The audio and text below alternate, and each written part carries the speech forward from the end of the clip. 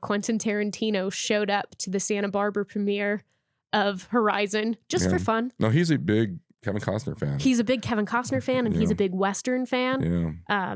And it was really cool to, for one thing, just meet the man. Yeah, you got to go to premiere. I mean, how did you get to go to the premiere? A lot of phone calls. So you called. You're like, hey, I want to go. Hey, I want to go. Oh, yeah. Well, and that's something that I think people don't realize.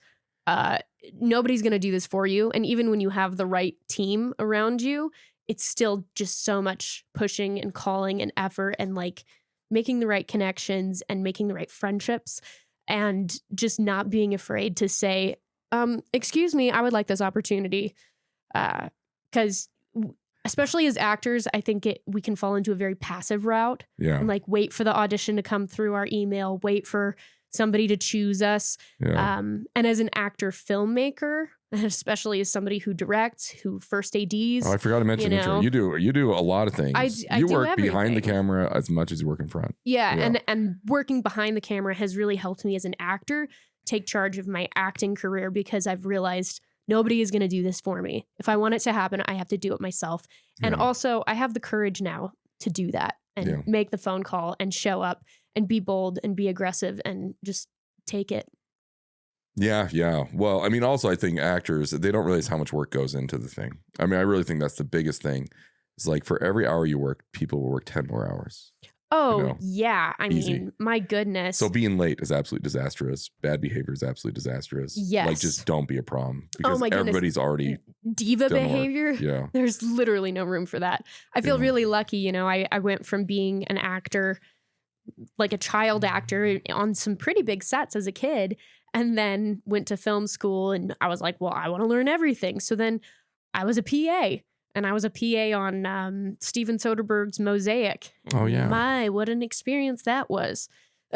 To go from having your own trailer to like, cleaning other people's trailers, to go from being waited on to waiting on people. Yeah. And to go from being treated like a little princess on set to being at the very bottom of the totem pole and the humility that required, but also how intentional that choice was. And I think that and every other thing that I've done behind the scenes has made me a better actor, a better storyteller, better filmmaker overall. And a better person. Yeah, truly. No, actually, I kind of think that's it really probably the has. case. Yeah, It really has. If you can remember that some days somebody's going to bring you coffee and other days it's your turn to bring the coffee. Yeah. Keeping that attitude in this business is, I think, critical for keeping your humanity and also finding the success you're looking for. Yeah, I had a friend who did a movie with a major actress who I will not name, but I'm sure you know her. And she, one of the biggest actresses of the 90s, I'll say. But she, it was interesting because I said, what was it like working with her? He says, like, she's just her whole life, she's always ever gotten everything. And she just doesn't stop. Like, so we ended up assigning 2 people just to deal with all of her stuff to her. Yeah. And that's kind of what, in a way, she was pushing for. But it was a small independent film. Mm-hmm. And so they really didn't have the resources for that. But she just did not know how to behave in any other way. Yeah. Yeah. Well, and it's interesting. I would say most of like the A-listers or like the really successful people that I've worked with have been lovely and have a beautiful spirit and know how to, they have some connection to the real world. Yeah.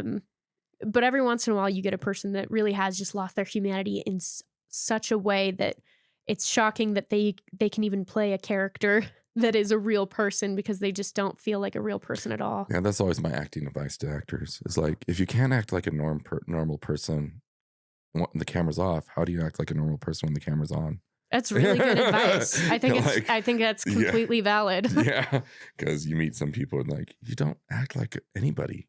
Yeah. Like, you're just, I feel like I'm talking to a cartoon character, basically. Yeah, and sometimes, that can work for some people. Really, maybe they really are that way and then they're going to be a great character actor. But leaning into your own humanity, I think, is number one. Yeah, well, knowing thyself, I think, is the key thing for an actor. And the ones who really do well, like Tom Hanks, and last a long time and do a lot of different characters, is because they've delved into their own personality enough that they can draw every character out of the person who they are. Yeah, you can't shy away from yourself. You have to look at all the good things, the beautiful things, and especially the ugly things, the selfish things, Mhm. the painful things, the parts that you don't want to address.